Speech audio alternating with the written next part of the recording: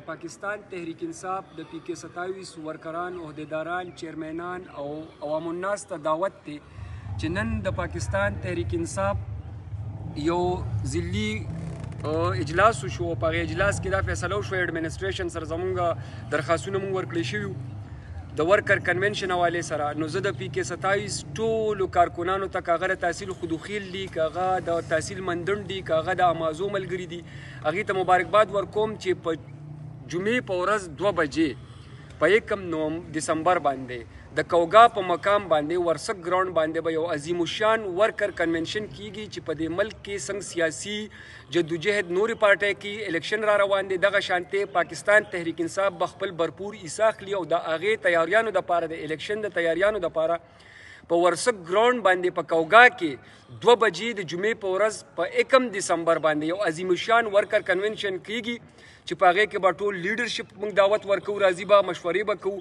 د نن نه کارکنان راوځئ، راپاسئ، بینرې، جنډې، فلیکسونه، خپلې تیاری، ریلیز هر څه تیار کړئ. په 2 بجې باندې به انشاءالله د کوګا په مقام باندې ورسک په ګراوند باندې یو عظیم الشان جلسه کیږي، ورکر کنونشن کیږي. انصاف سټوډنټ فیډریشن ته، انصاف لایر وینګ ته، انصاف ویلفیر وینګ ته، انصاف یوت وینګ ته، پاکستان تحریک انصاف مدر پارټي، پاکستان تحریک انصاف څومره چې زموږ ناظمین دي، چیرمنان صاحبان دي، څومره چې صاحب رای مشران دي، کابینې دي او عوام الناس ته ټولو ته دعوت دی چې راشه. دا د ازادۍ تحریک دی، دا د جمهوریت تحریک دی، دا د پاکستان د بقا تحریک دی او انشاءالله دا تحریک په موږ کامیابو او د عمران خان هغه سوچ، هغه ویژن چې دا ملک په خپلو خپو ودرو،